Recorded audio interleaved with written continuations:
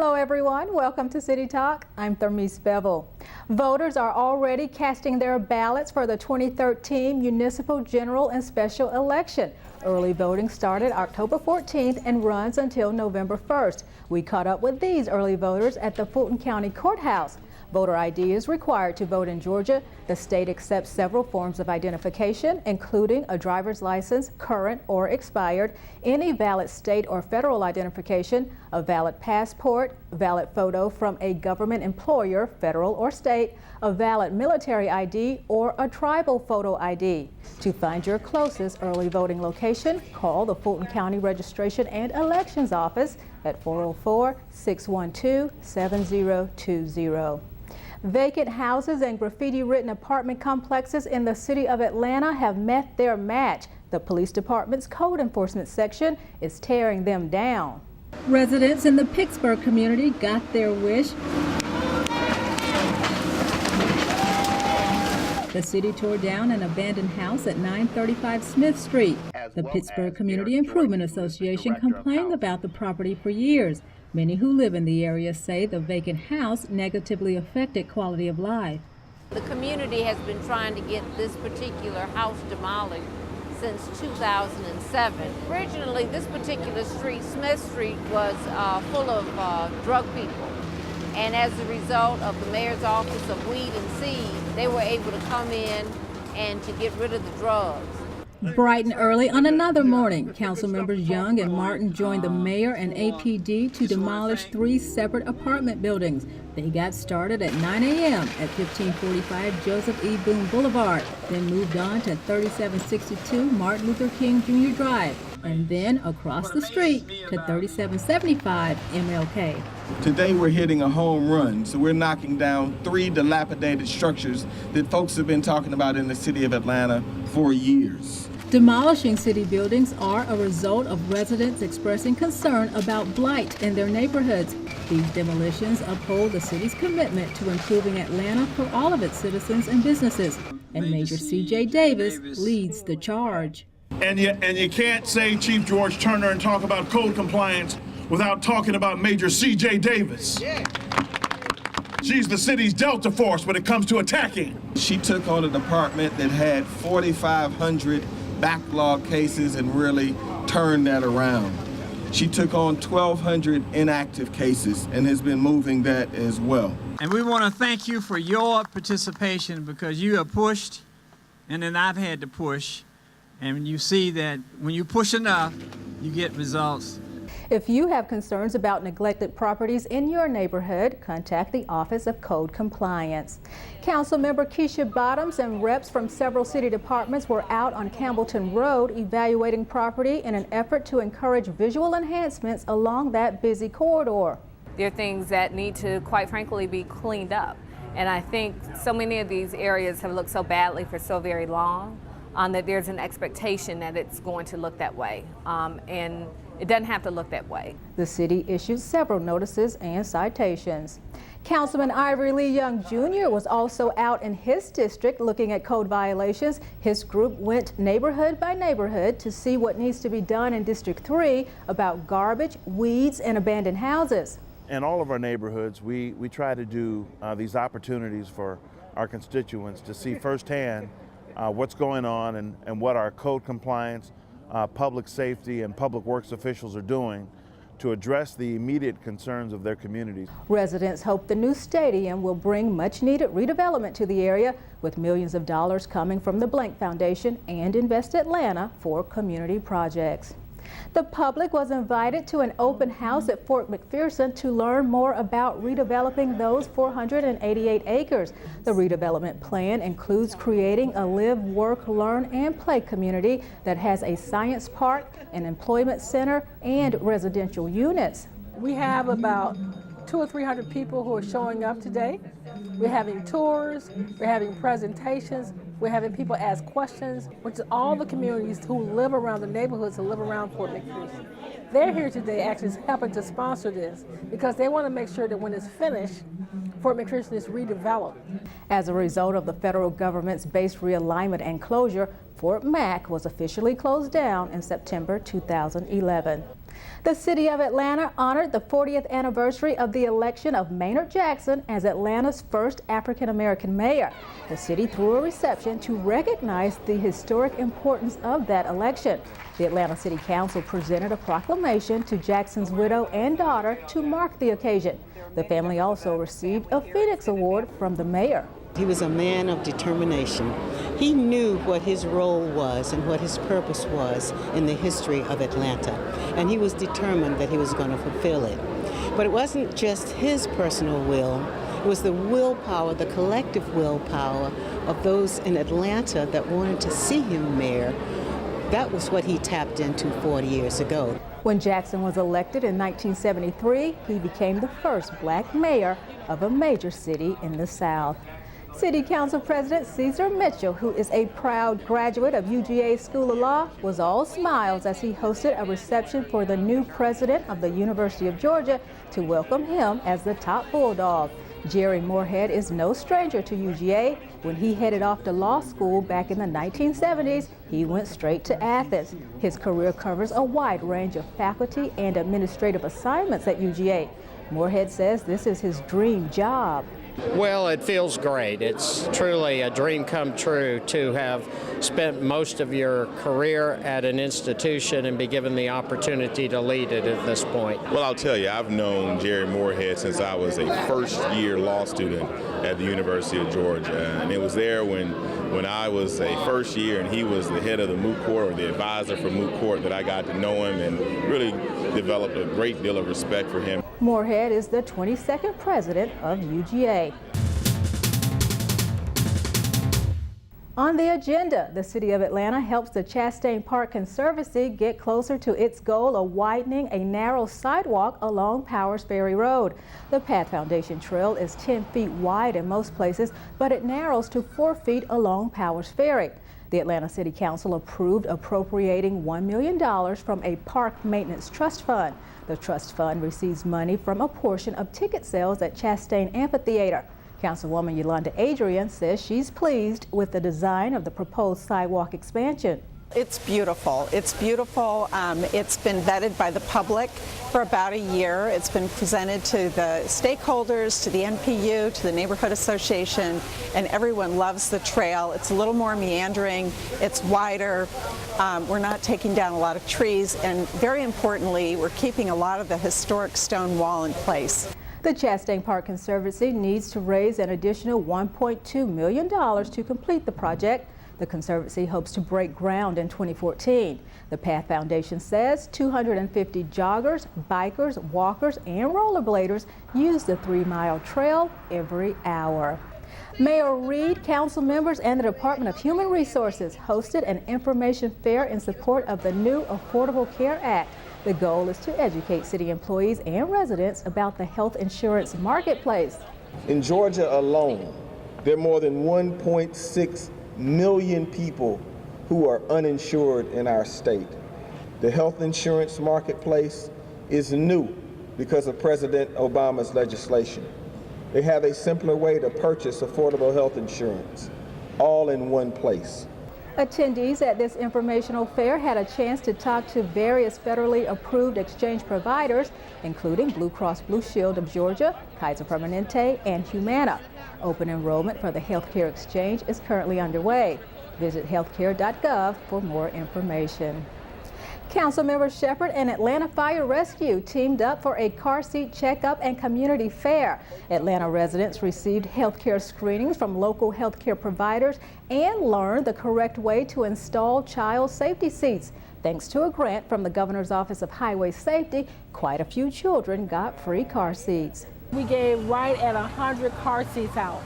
And guess what? They're all gone. It is now 2 o'clock. We have no car seats left. People from the community here have come in. We've had their car checked. If they had a bad car seat, we took the bad car seat out, put a new car seat in. This is an annual event to provide the community with safety information that impacts our daily lives. The crew at Fire Station 25 has gone home. The station on Benjamin E. Mays Drive was closed in May after rain damaged the facility's electrical system. The firehouse now has new wiring, new lights, new flooring, and fresh paint. They came in, put new sockets in the meanwhile, they repainted the station, they painted the floors, put hardwood floors in, so it's much needed work that was done, and we're glad it was done. We're glad to be back home. The lieutenant says the neighborhood is glad they're back too. They were gone almost 5 months. You can stop by to see the improvements. The firehouse also needs furniture and appliances. If you have some you don't need, they can use them. How would you like to save money on your water bill? Well, the Department of Watershed Management is giving you a chance to do just that. By participating in the toilet rebate program, Watershed is challenging you to take the plunge. When you replace your old water wasting toilet with a 1.28 gallon per flush or less WaterSense toilet, the City of Atlanta will credit your account $100 per toilet. And for residential customers, for the single-family residential, you can retrofit up to 2 toilets per household. And with the multifamily program, there is no limit. To find out if you qualify for this water and money-saving program, go to atlantawatershed.org. A local architect is honored for his countless contributions to our city. And Invest Atlanta's president and CEO tells us about the agency's plans to strengthen Atlanta's economy and its global competitiveness. Stay with us. There's something for everyone in the ATL. That's what Invest Atlanta says. And the agency is working to make Hotlanta the most successful city in the Southeast and a great place to do business by increasing business opportunities through a variety of ways. One of those being giving a leg up to small startup businesses. City Talk's Troy Danikis takes a look at how Invest Atlanta is helping to start up Atlanta. You may not always think about it this way, but Atlanta has this very robust, very powerful startup community. From Delta to Home Depot to Coca-Cola, Atlanta is the headquarters of many Fortune 500 companies, 16 to be exact. And all of these enterprises began as a small business. According to the U.S. Small Business Administration, over half of the country's workers are employed by 28 million small businesses. Since 1995, these businesses have created 65% of new jobs and are responsible for generating nearly $1 trillion in annual revenue. However, Atlanta may not be getting the credit it deserves for contributing to this robust economic activity. You usually hear about the Silicon Valley or the Route 128 corridor in Boston or the Research Triangle Park in North Carolina. So we launched Startup Atlanta to really help bring together all those resources. There's a whole bunch of resources in Atlanta, public and private, that are designed to help entrepreneurs succeed. Startup Atlanta serves as a hub for Atlanta's small business community, where owners can see who else is starting a business and allows them to network and cultivate more opportunities.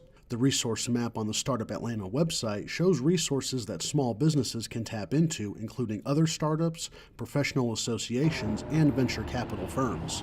And we want to make sure that entrepreneurs, whether you're a tech entrepreneur or not, you just have a great idea that you can plug into a network to increase your chances of success. For City Talk, I'm Troy Danikis.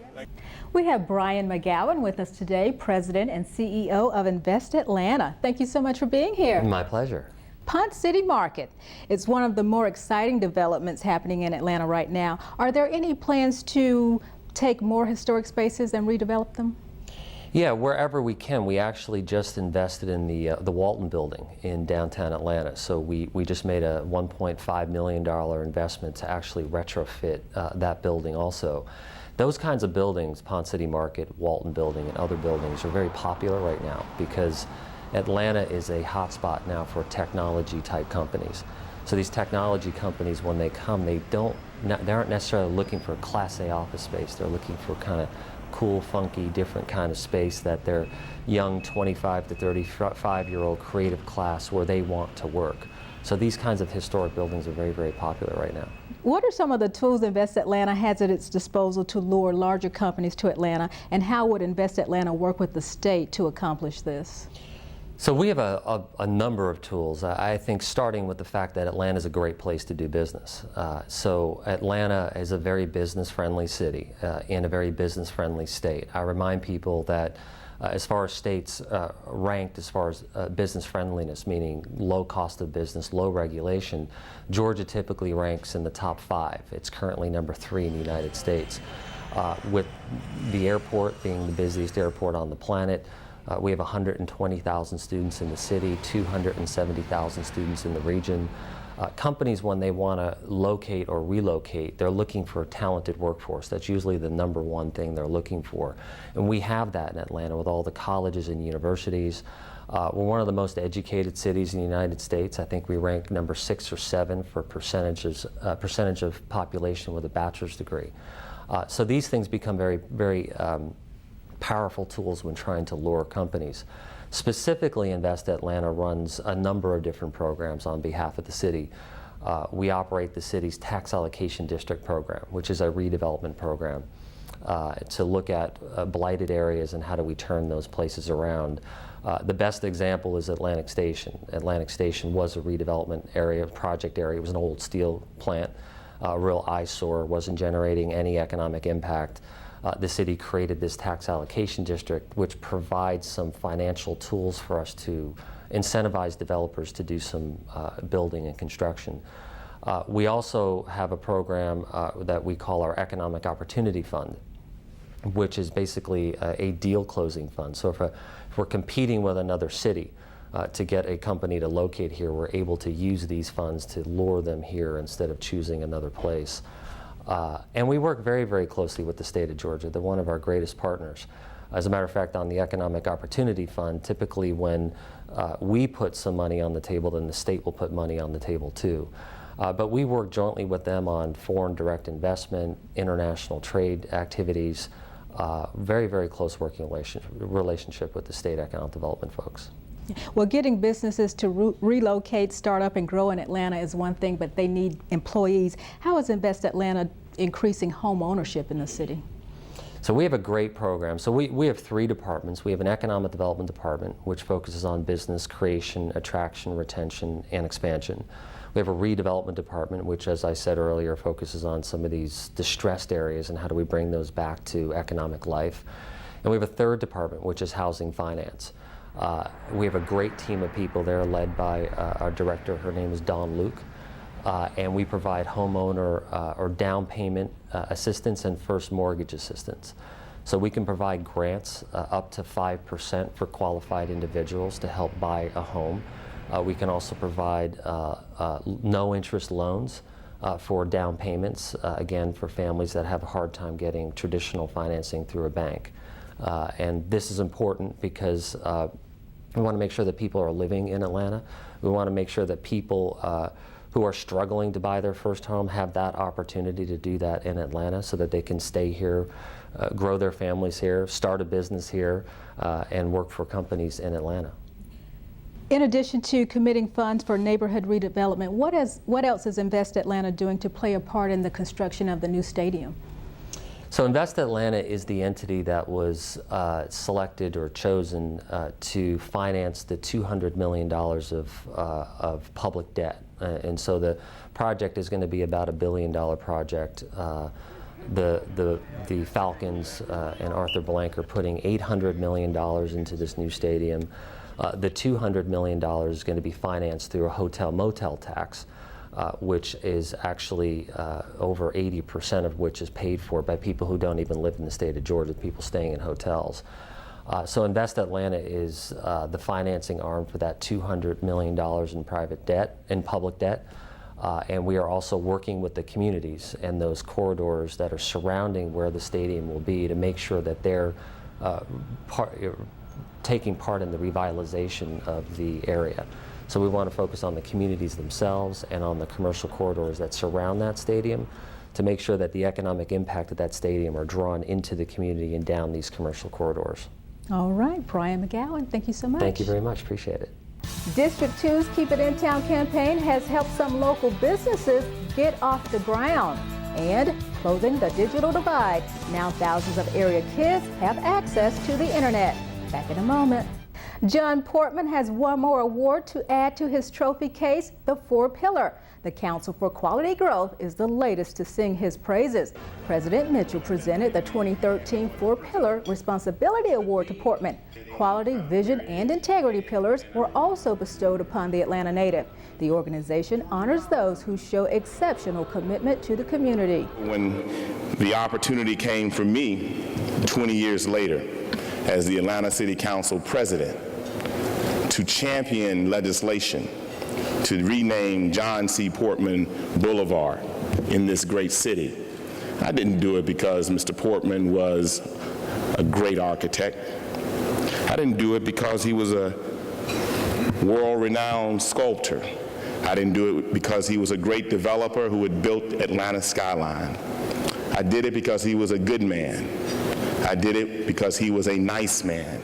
I did it because he looked me in the eye and treated me as if I was a fellow Atlantan. And it was all right for me to be in an unexpected place, in an unexpected time, to have a conversation with him. Portman has gained international recognition for his work as an architect, developer, and artist who has created major projects throughout the United States and around the world. He has contributed greatly to the development of Atlanta, particularly in revitalizing the downtown area in the 1970s.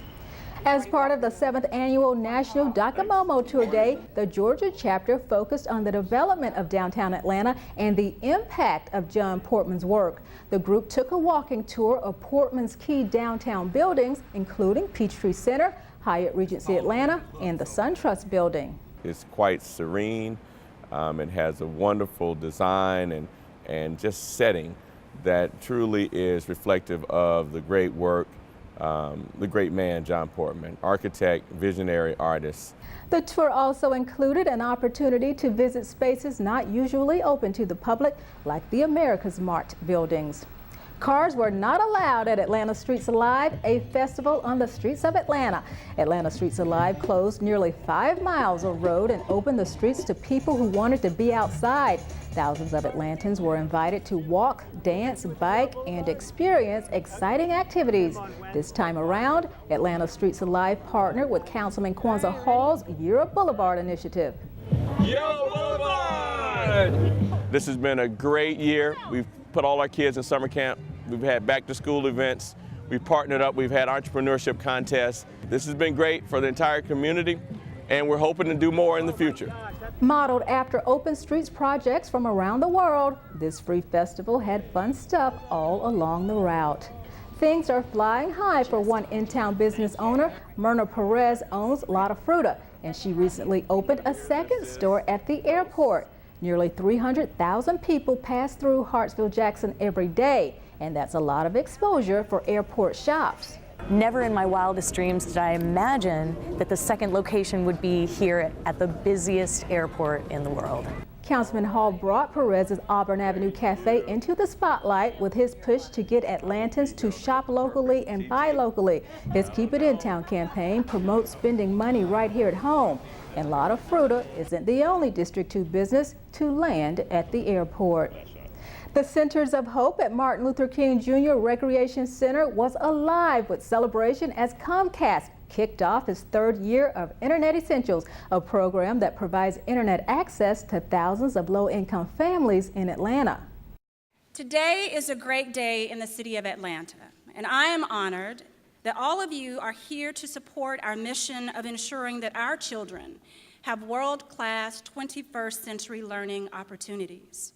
The city's Chief of Staff, Candace Bird, was at the MLK Center helping usher in Internet Essentials, which is the nation's largest and most comprehensive broadband adoption program. David Cohen is the Executive Vice President of Comcast. He, along with President Mitchell and a host of community leaders and families, gathered at the Centers of Hope for some special surprises for the kids. There are going to be some lucky young people who have the opportunity to be, as after-school participants, a part of a program to receive laptops and internet services for 1 year. Also on hand, Super Bowl winning coach Tony Dungy. His foundation is a partner with Internet Essentials. Our family has gotten to contribute today 45 of these gift cards, and these gift cards will allow you to get this internet program for 1 year in your home, and our family is very excited to be able to team up with Comcast and contribute these today. So what are you guys working on? There's so many young people that don't have access to this new technology that need to be able to have that access to do homework so they can not only obviously do well in school, but also certainly continue to expand their horizons. It was a great day for all of the children at the MLK Center, especially this young man, Quintavious Thomas. We are happy and delighted and honored to present this laptop to Mr. Quintavious Thomas.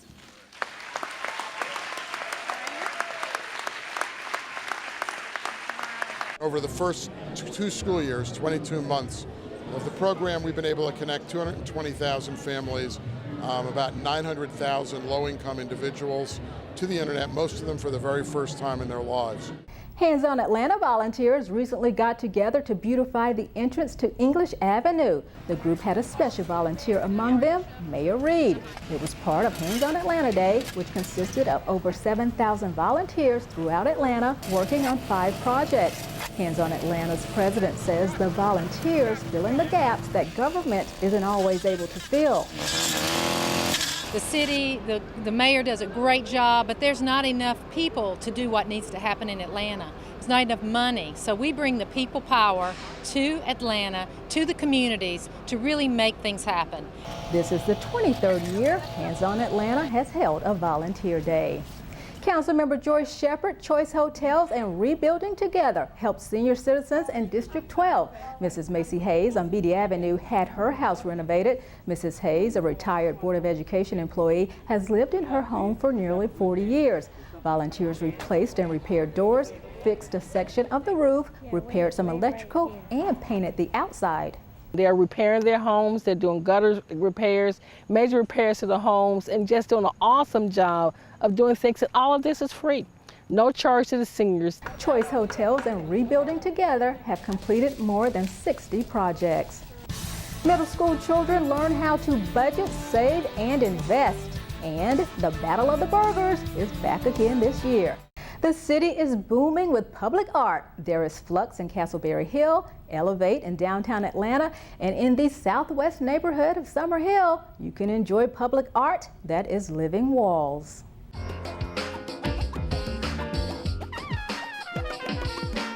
Public art is an initiative that cities have always been trying to promote. I mean, art's important in every city. What is a mural?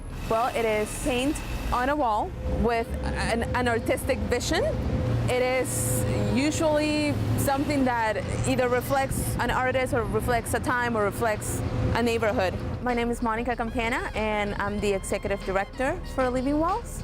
It really started as us putting together an art show with street artists, and then we thought about having these people talk, and then we thought, well, it'd be cool to have people that think about our public space talk with these artists, and so it became a conference on street art and urbanism.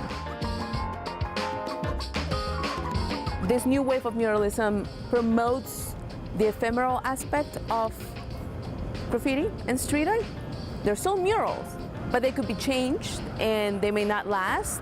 We don't spend more than 15 days in the production of the walls. Living Walls has produced work in District 1, 2, and 5. We are pretty much all over the city of Atlanta. Summer Hill is the first time that we're here. My name is David Glass. I live here in Summer Hill. The amazing part about Living Walls, and this being my neighborhood, is I just saw that this wall was completed today, and it's extraordinary. I think it opens people's minds, opens the discussion as to different interpretations of what you see on these walls. There are 10 murals in this neighborhood.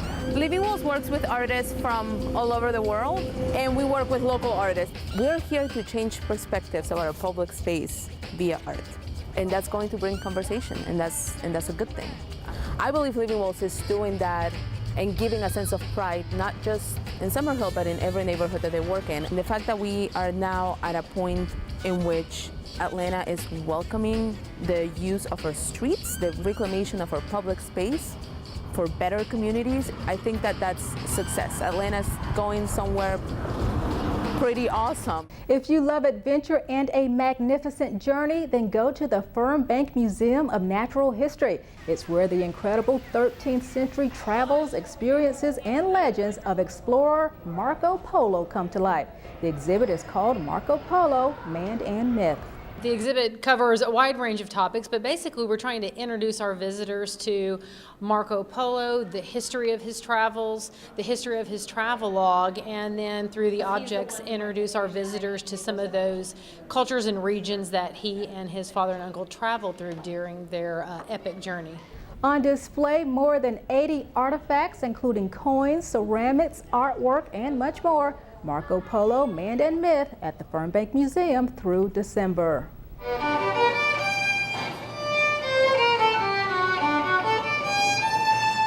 Councilwoman Natalie Archibong was the guest speaker at a Warner Family and Friends Outreach Foundation event where she spoke encouraging words to students and presented scholarships. A 9-year-old boy was recognized for his entrepreneurship. Bo Shell runs his own ice cream business. It's called Little Ice Cream Dude. I'm so honored to be here and to be receiving this really cool award. The Athens Area Chamber of Commerce recently welcomed Bo as its newest member. Bo's business celebrated its first anniversary back in June. President Mitchell wants young people to learn about money management. With the support of the Chick-fil-A Foundation, Delta, Gas South, and other local businesses, Junior Achievement of Georgia gives middle school students an opportunity to learn about finances and careers. For one day, 6th, 7th, and 8th graders become adults who budget, save, and invest. I believe this is an opportunity for us to help our young people in the city kind of get the extra stuff they need when it comes to education, and financial literacy is a part of it. Atlanta, DeKalb, and Fulton County Public Schools have integrated Junior Achievement's financial literacy education into their core curriculum for middle school students.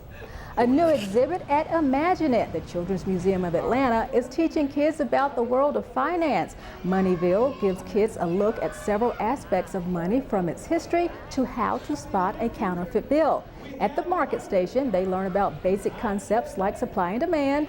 The kids also learn how to buy and sell stocks. At the bank, children learn about important financial concepts like compounding interest and how to identify money. Lessons children learn early on stick with them their whole lives. So when you're in this age range and you learn about maybe balancing your budget and taking care of your money, earning, spending, saving, and sharing, then those lessons stick with you longer. Aside from being a fun exhibit to teach kids the importance of financial management, Moneyville also teaches lessons according to a statewide curriculum. So feel free to take them to Imagine It for some fun and a little schoolwork. The exhibit is open until January 12th. For the 4th year in a row, burger lovers came to John Howell Park in Virginia Highlands for the annual Battle of the Burgers. The event is a fundraiser for charity organization Embraced, which supplies wheelchairs, walkers, and other assistive mobility devices to those in need. Kirby G's owner, Neil Daniel, says a stroke of luck kept his business from going under when he and his wife first started in early 2008. We had a young lady come in. She was at Metro Mix 11 Alive. She said, "Hey, I'm trying hamburgers, and I'd like to see how your burgers measure up to the rest of the south side of Atlanta." And we were named the top 5 burger place at that point in time. A couple of years later, we were named the top best burger in Atlanta. And then from there, we were renamed it again. So burgers have been flying out the door, and to say that they helped us through the financial crash would be a truth. Neil and his burgers are going up against the big boys. They'll be part of the World Food Championships in Las Vegas in November. Thank you for watching City Talk. I'm Thermice Bevelle.